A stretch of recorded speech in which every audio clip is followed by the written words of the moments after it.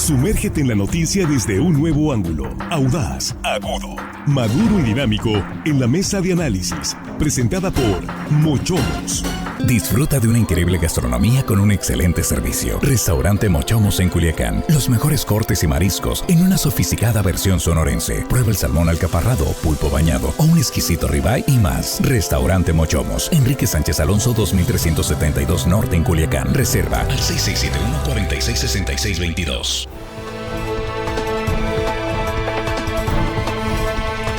Estábamos aquí ya en la mesa de análisis de Línea Directa en este jueves 1 de agosto de 2024, saludando a nuestros compañeros en la mesa. Jesús Rojas, ¿cómo estás? Buenos días. ¿Qué tal, Víctor? Buenos días para los compañeros, buenos días para la compañera, buenos días al auditorio, y el saludo se va al municipio del Fuerte, nos pidió la maestra Rocío. La maestra Rocío nos dijo, siempre nos escucha, manda saludos al Fuerte, Víctor. Al Fuerte, pueblo mágico, Pueblo el Fuerte. mágico, Sí. el Fuerte. Araceli Tirado, ¿cómo estás? Muy buenos días. Muy buenos días, Víctor. Buenos días a los compañeros de la mesa. Buenos días al equipo y buenos días al auditorio de Línea Directa. Juan Ordorica, buenos días, ¿cómo estás? Bonjour, nos amis, ce n'est pas encore vendredi, je suis désolé. O sea, hola, buenos días. Por desgracia todavía no es viernes. Eso también dijiste en francés. Sí. Es que nos pidieron que traduzcas lo que dices. Sí. Ce n'est pas encore vendredi, je suis désolé. O sea, todavía no es viernes, lo siento. Órale, bien. Felicidades, porque yo creí que te habías aprendido 2 o 3 palabritas nada más No, para sí pantallarnos. sé. Sí pero sé. veo que sí hablas Sí francés. sé. Bien, felicidades. Juan. Y hablas inglés también. También, ¿verdad? sí. Inglés y francés. Bueno, excelente. Armando Ojeda, bienvenido, buenos días, ¿cómo estás? Me sofocó, Juan. A todos. Buenos días, Bueno, amigo. ¿cómo estás? Es un gusto saludarlos, Sí, qué bueno. estimados amigos, esta mañana, los muchachos de la producción. Y es un gusto saludar a toda la gente que nos escucha amablemente aquí en nuestro queridísimo estado de Sinaloa, ¿Y vas así todo? de nuestras fronteras, que sabemos que hay muchísima gente siguiéndonos. Te mandamos un saludo a Oscar Arrieta en París, que está haciendo un gran trabajo excelente. con la Sí, sí, por eso. cobertura. de los Abrazo, Juegos Oscarín. Olímpicos. Está excelente trabajo, Oscar. Que nos traiga unos De croissants. pronto ahí nos ve, ya andaba en el centro y le pedimos que fuera a comprar algunos recuerditos y por ahí nos dijeron Llaverines para las que mesas. ya nos los mandó el llaveritos. número de cuenta. Bueno, ahí nos reportamos al ratito. Bueno, entramos al tema, bastante serio el tema hoy en la mesa de análisis. Esto tiene que ver con la violencia en un estado en donde pues no ha podido el gobierno, ni el de hoy ni el de antes. Ahí es tierra del crimen organizado. Tamaulipas, la frontera, Matamoros. Asesinaron al presidente de la Federación de Cámaras de Comercio, Servicios y Turismo. ¿Sí? En una circunstancia, además, para dejar claro por qué, estaba denunciando extorsiones de grupos del crimen organizado a comerciantes. Y se refería principalmente al cierre de varias sucursales de una importante cadena comercial. No sé si su nombre es muy público, es Oxxo, en la frontera. Y horas después, prácticamente en ese periodo de entrevistas que estaba dando, Julio Almanza es asesinado a balazos con la marca del crimen organizado. Vamos a analizar, por supuesto, el tema de la violencia, pero también el impacto económico y social que está provocando en las empresas fronterizas en la frontera entre México y Estados Unidos. Abriendo la mesa, Jesús. Sí, es que no eran pocas. FEMSA había denunciado, FEMSA es la empresa que cobija a Oxxo como tiendas de autoservicio. Sí. Había denunciado 180 Oxxos cerrados, nada más en Nuevo Laredo. Y entonces había una gran discusión respecto a qué podría hacer el gobierno para poder reabrir. No los aguantaban, Víctor, cobrándoles piso y asaltando a los que no nos pagaban. Lo mismo también cadenas gasolineras de esta misma empresa FEMSA ya habían comenzado a cerrar. Y Julio César Almanza, era presidente de FECANACO, pues hizo público esto, una denuncia, un extrañamiento a las autoridades por decir que, bueno, una de las más grandes empresas en todo nuestro país, pues tenía que prácticamente cerrar operaciones porque no había manera de controlarlo. Y eso, por supuesto, molestó a las bandas de la delincuencia organizada, que estaban seguramente atentas a lo que este líder camaral expresaba, y pues tomaron la decisión de ejecutarlo.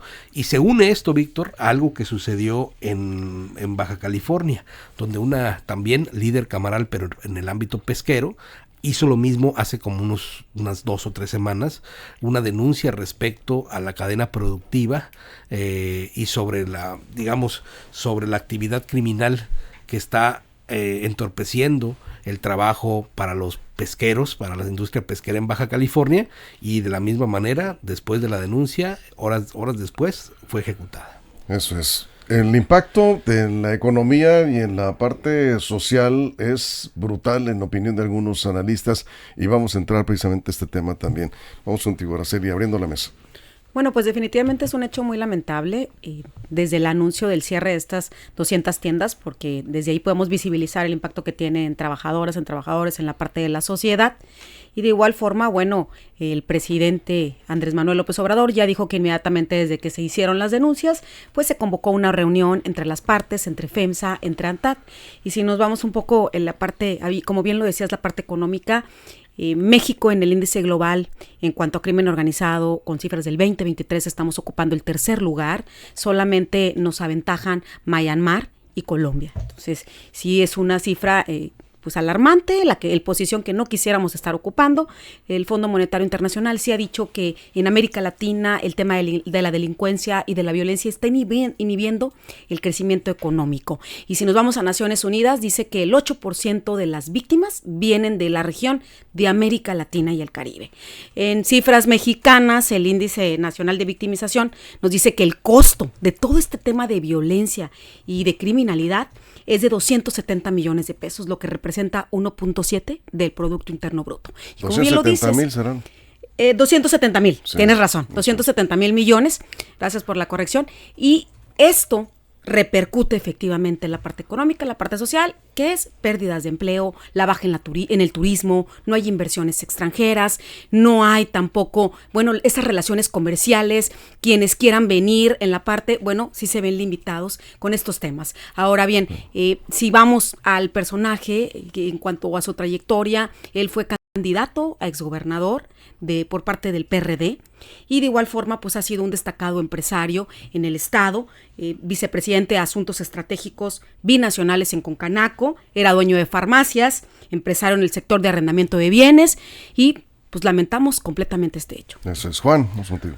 Sí, bueno, el señor Almanza se convierte en una víctima más por la impunidad en México, porque si no existiera la impunidad de muchos delitos, esto no seguiría ocurriendo. Él quiso denunciar delitos, quiso defender a su gremio, quiso alzar la voz. Eso se hacen los líderes, alzar la voz por su gremio a pesar de las dificultades. La tragedia está en que no hubo protección para este líder. Esa es una tragedia. Él levantó la voz, pero el Estado mexicano le falló porque terminó siendo víctima. No sabemos, no sabemos quién, ni cómo, ni por cuándo, pero finalmente terminó siendo víctima de un asesinato. Todo hace suponer que fue porque estaba denunciando extorsiones. No lo sabemos, ya seguramente las autoridades nos dirán. Y ahorita pues un poco de datos de qué tan grande es la extorsión en México. La Coparmex, por ejemplo, anunció a través de una encuesta publicada por el INEGI, que es la encuesta nacional de victimización y percepción de seguridad, dice que en México el 50% de las empresas sufren de algún tipo de extorsión, ya sea por el gobierno o por delincuentes, ¿no? Ya sea por corrupción o por delincuentes. Pues esto habla pues que es muy grave, que repito, la mitad de las empresas en México tengan que pagarle a alguien porque los dejen trabajar más allá de los permisos normales del gobierno. Eso habla del tamaño del problema en México. Si eso le sumamos que también según el INEGI y según algunos otros datos, el 96% de las denuncias de extorsión quedan sin resolverse, pues suma más a la impunidad, y le seguimos sumando más números. El 70-80%, yo creo que es más, de los delitos de extorsión no se están denunciando. Entonces vean el tamaño del monstruo con el que estamos padeciendo los mexicanos. La extorsión es grandísima, es el delito que el propio gobierno mexicano reconoce que ha aumentado y que no han podido con él. Pues aquí nos vamos a tener. ¿Qué plan podremos aplicar para que ya desaparezca la extorsión? Armando. No hay cosa que me parezca más odiosa a mí que un funcionario público de gobierno desconozca los hechos tan graves que están ocurriendo en el país. Jorge Cuellar, vocero de seguridad en Tamaulipas, descarta que el cierre de los Oxxos, casi 200 Oxxos y 8 gasolineras, esté relacionado con la extorsión. tan evidente que es. El líder de la FECANACO acababa de denunciar y pedir al gobierno federal mayor seguridad para los comercios en la frontera tamaulipeca, y es arteramente acribillado a balazos al estilo ejecución del crimen organizado. Entonces, ¿de qué se trata? Coraje también da que salga Américo Villarreal, el gobernador de Tamaulipas, a decir, no, pues no va a quedar impune. ¿De qué le sirve a los familiares, a los hijos, a la esposa, a los padres, hermanos de esta víctima? ¿De qué le sirve? Sí, es un descanso espiritual que el asesino vaya a dar a la cárcel, pero la justicia no le va a regresar sano y salvo a su casa. Lo perdió para siempre a su ser querido. Se pierde para siempre, no regresa. Sí, hay justicia, qué bueno. Aplaude si es que lo detienen. Pero no regresa. Entonces no se trata de que digan, bueno, va a haber justicia, no va a quedar impune. Aunque va a quedar. Cuando muchas veces, la mayor parte de las veces, queda impune. Bien. Aquí, rápido para terminar.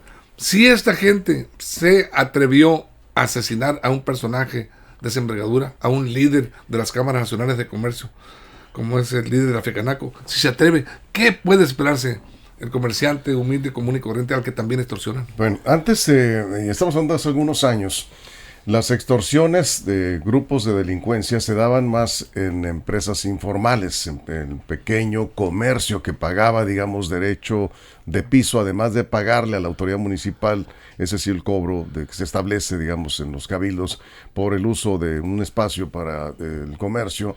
Los llamados comerciantes ambulantes o de puestos fijos y semifijos tienen que pagar a grupos de delincuencia, ya sea del narcotráfico o no, una cantidad para que los dejaran trabajar. O del gobierno, que también ocurre que no siempre es la cuota legal, sino también te cobro para dejarte trabajar. Ahora las empresas formales, incluso estamos viendo como un grupo tan fuerte económicamente como FEMSA, a través de esta rama de los supers de OXXO, pues también resulta afectada. Empresas que están establecidas hace mucho tiempo, que generan miles de empleos, están retirándose de la frontera precisamente por esta inseguridad, Jesús. Sí, y es que en particular Tamaulipas, Víctor, tiene una geografía complicada en el mapa del crimen organizado en México. Hay 3 grupos delincuenciales importantes, pero en cada uno de ellos, depende de la región, hay digamos subgrupos que controlan ciertos territorios y no todos están en el tema de crimen organizado, dígase narcotráfico. Hay trata de personas, trata de migrantes, hay extorsión o cobro de piso, hay robo común. La verdad es que es un tema muy complicado en Tamaulipas. Están las fracciones del cártel del Golfo, como los Ciclones, los Escorpiones, los Metros, las Panteras y los Rojos, la fracción de los Zetas Vieja Escuela y Cártel del Noroeste, y la incursión armada que también ha provocado bastantes muertes del cártel Jalisco Nueva Generación, tomando control de algunos territorios del norte del país. A ver, ¿cómo? O sea, ¿a quién atiende? O sea, ¿cómo verlo? En cada municipio, en Nuevo Laredo, en Guerrero, en Mier, en Díaz Ordaz, en Victoria, en González Llanos, en El Mante, en cada uno de los municipios de Tamaulipas hay una disputa interna por el control de las actividades ilícitas, y en algunos casos no solo por 1 o 2 cárteles, sino por 3 peleándose esos territorios. Entonces, imagínate FEMSA, ¿no? O los trabajadores de ahí que dicen, bueno, vamos a arreglar, ¿no? Y vamos a pagar a una de estas denominaciones, pero luego cae el otro y dice, no, ahora también a mí, y así. Entonces, la autoridad, Víctor, es incapaz de poder detener este tipo de acciones criminales que, hay que recordar, han puesto también en vilo a las personas comunes y corrientes que están a merced de estas disputas. Ahora, el impacto económico, por supuesto que lo más lamentable es la pérdida de vidas. Estamos hablando del caso Julio Almanza, asesinado. El impacto económico, la percepción que se tiene de la inseguridad en el país, en algunos estados, sobre todo más que otros, ¿cómo afecta el clima de inversiones, Araceli? ¿Cómo afecta la llegada y no solamente la llegada, sino que se mantengan las empresas que generan una gran cantidad de empleos en el país, sobre todo en esa franja de la frontera? Tú lo decías en un comentario anterior, Víctor, cómo hay empresas que no pueden sostener o sea, este tipo de extorsiones por la delincuencia, por la violencia, y se ven obligadas al cierre de sus empresas, porque a lo mejor son pequeñas y medianas empresas. Hay un análisis que hace la Coparmex en el 2022, donde dice que precisamente uno de los factores que impactan en materia económica es precisamente ese, el tener que cerrar. Otra es la parte de los costos, porque, bueno, las pequeñas y medianas empresas tuvieran que estar planeando, tuvieran que estar diseñando cómo ampliar, cómo invertir, y por este tipo de situaciones, bueno, tienen que destinar ese porcentaje de las inversiones al otro rubro. Y de igual forma, hay unas que dicen, sabes que ya no puedo, tengo que cerrar. En otras es la parte de la desigualdad económica, porque no son iguales circunstancias para las grandes. El caso ahorita que estamos viendo, si FEMSA es una empresa grande y tuvo que tomar la decisión ahí también, ahí se destaca, bueno, en beneficio de los derechos, de la salud, de la salvaguardia de su personal.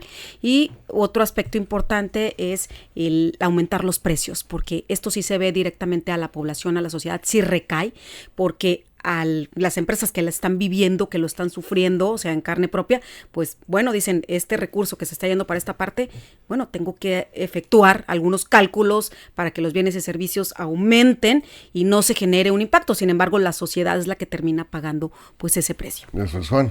Sí, estaba revisando los datos de cuánto cuesta la extorsión. Pues, la delincuencia en general cuesta cerca de $1 billón al mes, los delitos, al mes, al año. $1 billón al año. Es todo lo que tiene con los delitos en México es lo que nos cuesta. Es el 1% del PIB, ¿no? El 1% del PIB, todo.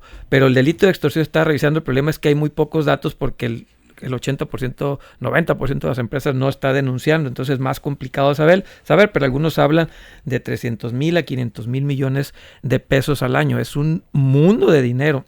Y si eso le sumamos a la gente que no está invirtiendo, cierra sus empresas, deja de producir, pues nos vamos todavía a cantidades de dinero mucho, mucho más grandes. Nomás para ponerlo en contexto, esto de la extorsión de datos, repito, oficiales con lo que hay, porque repito, no hay mucho, estaríamos hablando que nos está costando más que el programa social más grande del gobierno mexicano, creo que es de 600,000 millones de pesos, creo que es el más grande. Nos estaría costando más que los programas sociales. Entonces estamos ante una situación no nada más de seguridad, sino un tema económico que nos está afectando en todos lados, en la parte social, en la parte de seguridad. Es un tema muy complejo, y el tema de extorsión, en verdad, yo creo que todos los delitos son malos, todos los delitos son horribles, ojalá no existiera ninguno, pero la extorsión yo creo que es el que más termina dañando porque te pega doblemente. Tú pagas impuestos para que te den seguridad, para que te den servicios, y tienes que volverle a pagar a otro grupo social, es pagar impuestos 2 veces. Y si viene otro grupo o todos los grupos que sean a cobrarte, pues tienes que darles. El problema, no sabes si ya pagaste una vez, ya no te van a cobrar. Todos los grupos que vayan, a todos tienes que pagarles. Armando, antes de la pausa. En los primeros 4 meses de este 2024, datos oficiales de la propia Secretaría de Seguridad Federal, el delito de extorsión registró 50,225 carpetas de investigación. Esto es las denunciadas, porque dice Juan, y coincido, 90, ¿no? Hay muchísimos que no denuncian. Representa el 45% en incremento en la extorsión, el delito de extorsión, con relación al año anterior, o sea, al 2023, en esta misma fecha. ¿Y cuáles son los estados con mayor índice de extorsión? Está Guerrero, Estado de México, Michoacán, Chiapas, Guanajuato, Nuevo León, Aguascalientes, Veracruz y Querétaro. Afortunadamente no aparece Sinaloa. Y es lo que de alguna manera pues nos debe de alegrar, que no ha llegado esa ola delictiva, no se ha manifestado aquí en Sinaloa. Los motivos, pues no sé, sería cuestión de estudiarlos, pero aquí en Sinaloa no ha llegado, y eso pues de alguna manera representa cierto grado de tranquilidad para la gente. Y ahora en el impacto, casi 200, nomás yéndonos a FEMSA, Oxxos, casi 200 negocios Oxxo, como cerca de 10 gasolineras cerradas. El impacto económico lo puede soportar la empresa, porque es una empresa importante, pero el que no soporta quedarse sin empleo es el trabajador. Ahí es donde duele, donde recae, en el hogar del trabajador, porque se queda sin empleo generado por este tipo de delito. Y ahí es inconcebible. El gobierno federal, el gobierno de los estados y de los municipios tienen que hacer algo urgentemente para frenar esa ola delictiva que está pegándole a la economía de las familias. Más que dijeras la inversión, pues bueno, de alguna manera podemos esperar, pero en las casas no puedes esperar a que te llegue el alimento si no tiene el jefe de familia o la jefa de familia ingresos por el empleo. Bien, vamos a la pausa en radio, nos quedamos en redes sin comerciales. Sí, estamos hablando del impacto social, económico y por supuesto el tema de la seguridad del crimen organizado en las empresas fronterizas, el caso Julio Almanza. Continuamos. Información confiable, segura y profesional. Línea directa. Información de verdad. Con Víctor Toro. Línea directa. Bueno, Jesús, decías lo complicado que está entrarle a Tamaulipas para lograr la tranquilidad que no han podido, pero se logró en Ciudad Juárez, por lo menos a bajarlo a niveles, digamos, tolerantes en términos de sociales, digamos que la gente pues más o menos puede trabajar, pero tuvo también Juárez una época muy complicada. Sobre todo algo funcionó bien ahí. En el tema de feminicidios, Sí. en el tema de delitos sexuales contra mujeres, Ciudad Juárez era escalofriante ver los números de solo una ciudad, ¿no? Sí, pero todo esto también crimen organizado. Claro, pero ahí te va. El tema es que cuando dejas que se instalen los primeros, ¿no?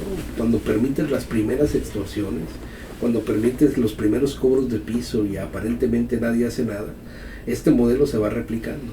Por eso es muy importante la acción de los gobiernos desde las primeras acciones o desde las primeras denuncias, porque luego no puedes controlar una actividad criminal como esa.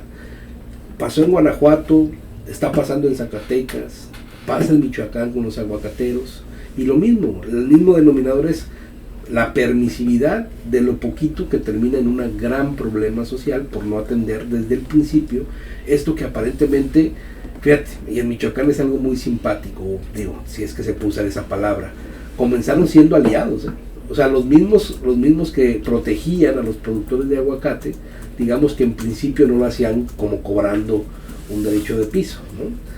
Pero después fue distorsionándose a tal grado que no solamente el aguacate, sino que el limón o cualquier otro producto, aves o cualquier otro producto tenía que ya por obligación pagar. Ahora, ¿a quién le pagabas? Pues al que tuviera el control territorial criminal de tu municipio. Y en tanto se controlaban o se descontrolaban esos acuerdos, pues tenías que entrarle con todo. Desde ahí fue donde nacieron las denominadas autodefensas, ¿no? Con Papá Pitufo y todos aquellos que ya no están. Así es. Bueno, decíamos, Araceli, que si en Chihuahua, en Ciudad Juárez, dio resultado una estrategia del gobierno federal para bajar los índices espantosos de criminalidad, algo se tiene que hacer en Tamaulipas, porque no es posible que, como lo han dicho, yo estaba aquí revisando las últimas palabras de Julio Almanza, ahorita lo voy a recuperar, qué fue lo que dijo y que han venido replicando con pues mucho valor los dirigentes de las federaciones estatales de cámaras de comercio, solidaridad con los comerciantes de Tamaulipas y la familia Julio Almanza han replicado sus palabras. No es posible que seamos rehenes del crimen organizado. Por el impacto social y económico que está teniendo esto, algo se tiene que hacer.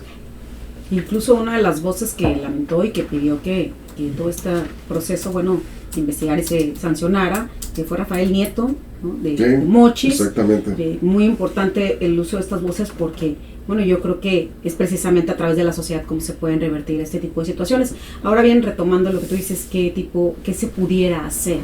El Banco Interamericano de Desarrollo maneja una plataforma con evidencias de trabajos, de investigación, con estadísticas, con sustentos, con programas de acción, los cuales han sido implementados en algunos países y que han funcionado en la práctica, que tienen buenos resultados. Habla sobre algunas soluciones. Por ejemplo, le voy a mencionar solo uno, dice que en ocasiones ponerle un impuesto a las bebidas alcohólicas y políticas de precios puede ayudar a reducir un poco el tema de la violencia, de la criminalidad.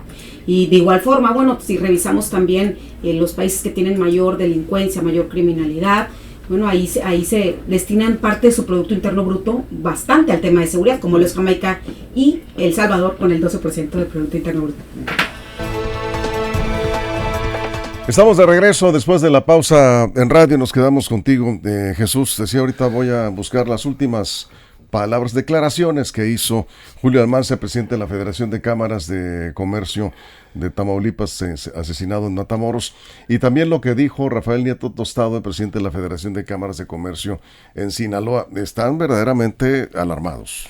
Sí, y fíjate que Tamaulipas, según el Instituto Mexicano de la Competitividad, en el índice nacional de competitividad, venía saliendo de posiciones negativas, bueno, no negativas, digamos que de la media tabla. En el 2018 estaba en el lugar 18 como uno de los estados competitivos, llegó a estar en el 2022 en el 11, y bueno, justo lo que mide el índice de competitividad estatal, pues es el Estado de Derecho, los factores de seguridad, el sistema político, los gobiernos, la innovación. Es decir, estoy seguro que para la medición del próximo año, de este año, que saldrán los resultados el que viene, pues va a caer de nuevo Tamaulipas en esta posición, porque la relación que hay entre crimen organizado y competitividad, o criminalidad o violencia con competitividad, es muy importante. Es decir, no se pueden hacer negocios, no se pueden mantener empresas en ambientes en donde no está seguro nadie, Víctor, ni tus trabajadores, ni el dueño, ni los representantes, en donde tú le metes una lana, pones una inversión para pues abrir un restaurante, poner un hotel, una pequeña empresa, o es más, cualquier tipo de negocio o comercio. Pues ya vemos en otras entidades, hasta las pollerías tienen que pagar en ciertas zonas del Estado de México, pues tienes que pagar la cuota y tienes que subir el precio del pollo y comprar el pollo a lo que te lo vende el crimen organizado, porque ellos le tarifan el precio. Lo mismo con otros productos. Es decir, este tipo de cosas, por supuesto que afectan a la economía de las familias, afectan a la competitividad de los estados, y lo más complicado de todo es que generas un círculo perverso en donde pues las empresas se van, vienen desempleos, te vas a la delincuencia, y entonces pues ahí estás dando la vuelta en esta pues simbiosis negativa, ¿no? Eso es. Sí, y comentaba Juan hace un momento, Araceli, el tema de la impunidad, ¿no? Que también sigue fomentando que este tipo de grupos de delincuencia pues sigan operando sin problema, ¿no? Si no se castiga, porque hay estados en donde si el delito huele a narco, ya nadie investiga, se quedan ahí, carpetas de investigación que se abren, pero ya nadie le da seguimiento, y eso va generando una montaña enorme de impunidad. De ahí la importancia siempre de la denuncia, y obviamente de ahí la reacción que haya por parte de las autoridades. Ahí el presidente Andrés Manuel ya anunció que se iba a reunir ahí con FEPSA y con ANTAD. Entonces sí, yo creo que eso forma parte importante, sin dejar de lado que hay oportunidades, hay áreas importantes de cómo fortalecer el Estado de Derecho. O sea, tenemos diversas leyes, diversos ordenamientos, pero ¿qué sucede si esas leyes no son aplicadas? Bueno, quedan nomás en una normativa o en ciertos reglamentos, ¿no? Y es un trabajo en equipo, porque si es una descomposición de un tejido social ante estos hechos tan alarmantes. Bueno, también la sociedad que vivía cerca de esas 200 tiendas, pues también se queda en un estado de indefensión, un estado de vulnerabilidad, hasta pudiéramos decir que la psicosis, ¿no? De lo que está pasando, de lo que se está viviendo, hasta la parálisis, que hay familias que pueden y se van, ¿no? Pero hay otras familias que tienen que quedarse en esas regiones, y estamos viendo ahí que aquí es importante un trabajo en equipo, un trabajo precisamente de la sociedad, de empresarios, de trabajadores que tienen la valentía para denunciar, pero también el seguimiento por parte de la autoridad correspondiente para dar respuesta a estos hechos, para brindarles esa tranquilidad, esa seguridad. Yo creo que de las principales situaciones o necesidades que la sociedad necesita en este momento, una de ellas es la parte de seguridad. Y políticas públicas que apoyen a las pequeñas y medianas empresas, ¿no? Ante estos hechos tan lamentables que se presentan. Entonces, ahí es un trabajo en equipo, sí, sociedad y gobierno. ¿Qué puede hacer? Aquí nos preguntan, Juan, y voy intercalando así rápidamente preguntas. ¿Qué puede hacer una empresa cuando se enfrenta a una situación de esta naturaleza? Es que es una gran pregunta, sí. Y bien lo decía ahorita Araceli, el tema de las pequeñas empresas. Si bien, por ejemplo, FEMSA, OXXO tienen más visibilidad, pueden hacer esto un tema nacional, no nada más local y regional, sino tanto así que lo estamos tratando aquí, un tema específico de Tamaulipas lo estamos tratando acá. Ahora, ¿qué hacen estas empresas? La pregunta que hace nuestra radioescucha, ¿qué hacen ante esta situación si no eres una empresa de ese tamaño, si eres una pyme, como decía Araceli, muy regional? Ese es el problema, pues cerrar, desgraciadamente eso es lo que muchos están haciendo. No me gustaría que esa fuera la respuesta, me gustaría tener la respuesta. Las propias autoridades no tienen esa respuesta, tanto así que ellos reconocen que ese delito es el que no ha podido combatir. No es un tema que estamos tocando en Tamaulipas, pero es un tema que desgraciadamente se está viendo a nivel nacional muy fuerte. Algo que sí podemos hacer, eso sí, estuve revisando la legislación. El tema de extorsión está... Parece ser que es local, en la parte local es donde se está manejando. Tendrían que, yo creo, armonizarse todas las leyes para tratar de hacer un frente común. Cada estado trata la extorsión de una manera diferente. Sí existe dentro del Código Penal Federal, pero aún así cada ley estatal tiene sus propias interpretaciones de este delito. Eso se podría hacer, por ejemplo, tratar de tener un Código Penal Federal, un Código Penal unificado entre los estados para ver de qué manera se le puede entrar a este tema, porque ya vimos que con la legislación actual, con las estrategias actuales y como estamos enfrentando el tema de la extorsión, pues estamos perdiendo en todos los frentes. En otros delitos podemos decir que más o menos ahí la llevamos, algunos dirán que sí, otros que no, yo digo que no, pero otros podrán decir que sí. Pero el tema de la extorsión, no hay cómo salvarlo, no hay por dónde meterse. ¿Cómo hacerle? Pues nuevas estrategias. Edgardo Vázquez, periodista, comunicador, dice, habría que preguntar a los yarderos del transporte de carga, restauranteros, que no denuncian por miedo. Sí. Yo recuerdo algunas denuncias no de los productores, sino de los transportistas que trabajan para productores de papas, se hicieron no públicas, porque sí, evidentemente hay miedo a aparecer ante la autoridad, pero se hicieron aquí en Línea Directa, se hizo público en la zona norte de Sinaloa, y nos consta que se montaron algunos operativos, se movilizó la autoridad, se pusieron en contacto con algunas personas, y al parecer, hasta ahorita, ya no ha trascendido nada más. No sé si no hay actividad en ese sector ahorita, en este momento, pero de alguna forma hay que hacer evidente lo que está pasando. De otra manera, pues es muy difícil. Decías, Armando, que bueno, afortunadamente en Sinaloa no está como Tamaulipas u otros estados donde la situación, ya comentaba Jesús también el caso de Michoacán, los aguacateros, Zacatecas, en fin, Guanajuato, entre otros. Pero si hubiera algún caso, ¿qué tratamiento tiene que darle a alguien que está siendo víctima de alguna extorsión de grupos criminales? Porque luego también abundan esas llamadas que te dicen, te estoy hablando, soy de los Zetas y no sé qué, y te amenazan de muerte vía telefónica para extorsionarte, y es alguna persona desde algún centro penitenciario que está actuando con cómplices en la calle, y no precisamente un grupo criminal, pero también se aprovechan de esa psicosis, ¿no? Es que es muy lamentable que sean los empresarios los que tengan que buscar solución a un problema.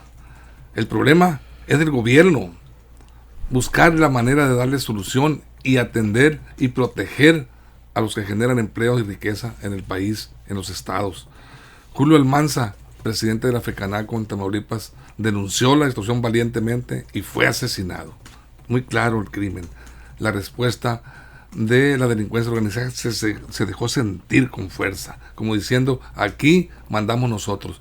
Están acorralados los empresarios y está acorralado también el gobierno. No puede ser que no con la fuerza del Estado no tenga solución para detectar a ese tipo de personas que andan extorsionando, que van y visitan en sus negocios a los empresarios para decirle, ya vengo por mi cuota, ya necesito, o si me depositas, pues es rastreable una tarjeta donde depositen. Yo creo que se paga en efectivo. ¿Cómo es posible eso? Ya estamos, yo creo que los mexicanos hartos de escuchar condolencias y sentimentalismos, solidaridad con las víctimas de parte de los gobiernos. El presidente López Obrador promete hacer justicia. Américo Villarreal prometió hacer justicia en Tamaulipas. Y dice el presidente de la República, Andrés Manuel López Obrador, que le dolió mucho el asesinato de gente inocente. Dice el presidente, le duele. Dice que no tiene corazón de piedra. Yo tengo sentimientos, dice, tenemos sentimientos. Y eso es lo más difícil cuando se gobierna. Sí, es muy difícil. Cuando se gobierna y no se puede resolver el problema, agregaría yo. Ya no son solo los asaltos ahora de la delincuencia organizada, digo de la delincuencia común, ahora se sumaron en contra de los empresarios de los negocios, la delincuencia organizada. Antes eran los asaltantes comunes, muchachos jóvenes de las colonias, gente vaga, delincuentes comunes, sí, que iban y asaltaban y bien, podían hacer, pues se llevaban unas bolsas de mandado, lo que tuvieron un poco de dinero en la caja, pero pues los rastreaban o los detenían a veces y hasta ahí. Tiempo. Jesús, cerramos 30 segundos. Sí, yo creo que parte de cómo se involucra la autoridad local en este tema que es específico, porque no es nacional. No en todo el país vivimos estos índices de criminalidad en este delito específico. Hay entidades, como bien las comentaba Armando, que específicamente están insoportables. No puede ser ninguna actividad. Oye, en el Estado de México, ¿se acuerdan de ese video que le dio la vuelta al mundo? Cómo los pobladores se organizaron para cuando fueron a cobrar el grupo delictivo, cuando fueron a cobrar la cuota, salió todo el pueblo a tratar de cazarlos y pues ahí defenderse. Bueno, precisamente es que en cada entidad federativa hay, digamos, componentes de la criminalidad distintas, que creo es fundamental que no lleguemos a, más bien la actuación primaria de la autoridad tiene que ser tal que no permita que se enquiste, porque es un cáncer, lo dejas chiquito y se vuelve gigante. Atacarlo a tiempo. A tiempo. Eso es. Nos vamos 30 segundos, Araceli. Sí. Bueno, hacer frente a este problema requiere una respuesta integral de todos los 3 niveles de gobierno, conjunto con el sector privado, la sociedad, los organismos, las ONGs, los organismos de la sociedad civil y de igual forma desde la academia. Allí es importante implementar políticas públicas que puedan garantizar entornos seguros para las y los empresarios. De igual forma la importancia de la denuncia, pero que no quede solamente en una denuncia, sino que la autoridad correspondiente pueda dar solución a estos casos. Muy bien. Juan, 30 segundos. El delito de extorsión, ahorita decía que es de los que más menos lastima. Por ejemplo, el narcotráfico, si tú no te metes en esos temas, no debería existir, pero si tú no te metes es un tema alejado de ti, no te llega a la puerta, más allá, repito, si no te metes, o la parte del consumo. Pero el tema de extorsión, van y te tocan la puerta y te piden el dinero. Por eso yo creo que es mucho más agresivo ese delito, todavía se mete más, porque el tema del narcotráfico sí duele, hay asesinatos, pero más o menos si no te metes ahí, puedes irle librando. Pero con la extorsión, ¿cómo te proteges? Eso es y nada más el dato final, sí. Si también el gobierno está metido en ese tema de extorsión, según datos del INEGI. Armando, cerramos. Pues insisto, por fortuna en Sinaloa hasta este momento estamos en ese sentido en tranquilidad. Yo no sé si el gobierno está haciendo algo importante para evitar ello o factores externos están influyendo para que las cosas no ocurran, o ambas cosas, gobierno y factores externos. Ojalá, y aquí va parte de la respuesta, ojalá que con la detención de unos personajes muy importantes de Sinaloa que están en Estados Unidos siendo juzgados, no se desorganice la delincuencia organizada y tengamos que pagar las consecuencias, los platos rotos. Nos vamos con esto. Muchas gracias, Armando. Gracias, Juan. Araceli, gracias. Jesús, muchas gracias. Seguiremos hablando de estos temas en la mesa de análisis. Gracias a todo el equipo, a toda la producción, a todo el estado, pero sobre todo gracias a usted por su compañía. Pásenla bien. Mochomos presentó la mesa de análisis. Información de verdad que suma valor. Conéctate en el sistema informativo más fuerte del noroeste de México. Mantente informado. Recuerda darle like a esta noticia, suscribirte a Línea Directa y activar la campanita para recibir la información al momento en tus dispositivos.